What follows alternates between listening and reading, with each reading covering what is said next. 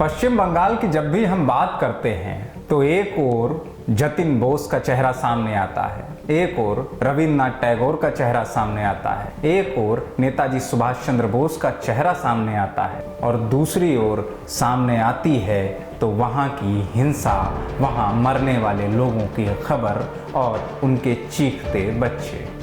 नमस्कार, मैं सुमंगलदीप त्रिवेदी और आप देख रहे हैं एक्सपोज इंडिया।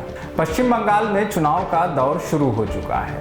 हर एक पार्टी अपनी अपनी बातें रखने के लिए लोगों के बीच जा रही है, लोगों से बात कर रही है, लोगों से वार्ता कर रही है। पश्चिम बंगाल में एक ओर परिवर्तन की बयार की बात की जा रही है तो दूसरी ओर खेला हो गए।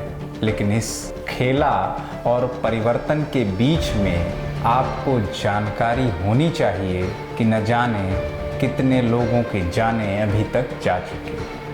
पश्चिम बंगाल में चुनाव आगामी 27 मार्च से हैं। बंगाल की सत्ता में बैठी टीएमसी यानी तृणमूल कांग्रेस और भाजपा के बीच इस बार सीधी टक्कर मानी जा रही है। सियासत की दरिंदगी इस कदर शुरू हो गई है कि बीती रात यानी बुधवार को उत्तरी 24 परगना जिले में 15 से अधिक बम हमले हुए, जिनमें एक बच्चा समेत 3 जख्मी हो गए। भाजपा सांसद अर्जुन सिंह के घर से कुछ दूरी पर ही विस्फोट हुआ। यानी कुल मिलाकर पश्चिम बंगाल राजनीतिक रणभूमि पर फिर खून पीने लगा है। पश्चिम बंगाल में हिंसा बहुत पुरानी रही है, या यूं कहें कि हिंसा की राजनीति बहुत पुरानी रही, या राजनीति में हिंसा बहुत पुरानी रही। पश्चिम बंगाल के इतिहास पर अगर हम नजर डालते हैं तो वर्ष 1977 से लेकर 2007 तक 28,000 लोगों ने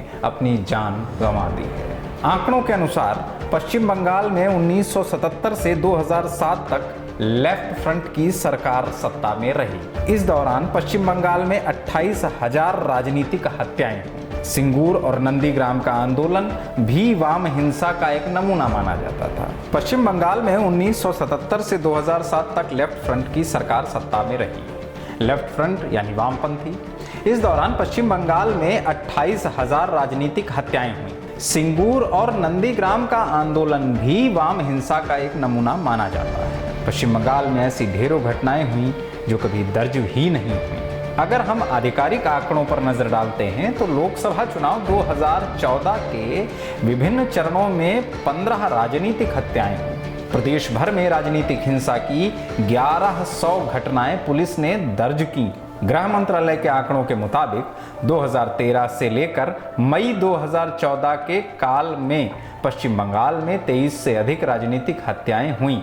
अगर और आंकड़ों पर हम आगे बढ़ते हैं तो साल 2016 में बंगाल में राजनीतिक कारणों से 91 घटनाएं हुई, जिसमें 205 लोगों की मौत हुई थी। साल 2015 में कुल 131 वारदात हुई थी, जिसमें 184 लोगों की मौत हुई थी। ममता के सत्ता संभालने के 2 साल बाद 2013 में भी बंगाल में राजनीतिक वजहों से 26 लोगों की हत्या हुई थी और ये हिंसा देश के किसी भी राज्य में सबसे ज्यादा थी। जब 2018 में सिर्फ और सिर्फ पंचायत के चुनाव हुए, यानी ग्रामीण स्तर पर चुनाव हुए, तो एक दिन में 18 लोगों को अपनी जान से हाथ धोना पड़ा था। पश्चिम बंगाल में 2018 पंचायत चुनाव के दौरान हुई व्यापक हिंसा को लेकर भारतीय जनता पार्टी ने दावा किया था कि चुनाव के दौरान पार्टी के 52 कार्यकर्ताओं की हत्या तृणमूल कांग्रेस ने कराई है, जबकि टीएमसी यानी तृणमूल कांग्रेस ने दावा किया था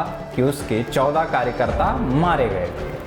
बंगाल में लोकसभा चुनाव के दौरान यानी वर्ष 2019 में हिंसा में 12 से ज्यादा लोगों की मौत हुई। पश्चिम बंगाल के हर चरणों के मतदान में लगातार हिंसा देखने को मिली थी। इस दौरान अलीपुरद्वार और कूच बिहार में तृणमूल कांग्रेस और बीजेपी कार्यकर्ताओं के बीच हिंसा की खबर आई थी। आपको याद होगा कि रायगंज के इस्लामपुर में सीपीआईएम सांसद मोहम्मद सलीम की कार पर कथित तौर पर तृणमूल कांग्रेस समर्थकों के पत्थरों और डंडे से हमले की बात भी सामने आई थी। हिंसा की कई शिकायतें मिली और बमबाजी तक की खबरें मिली। आसनसोल में तृणमूल कांग्रेस कार्यकर्ताओं और सुरक्षा बलों में जमकर झड़प हुई। इस सियासी हिंसा में कई ऐसे मौके भी आए जब सरेआम कानून की खिल्ली उड़ी और पुलिस तमाशबीन बनी रही।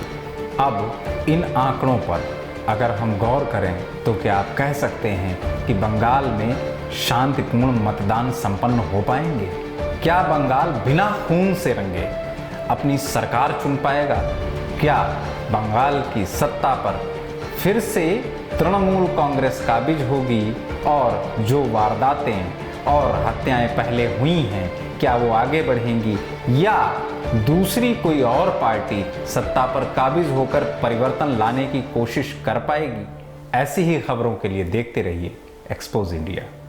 जय हिंद।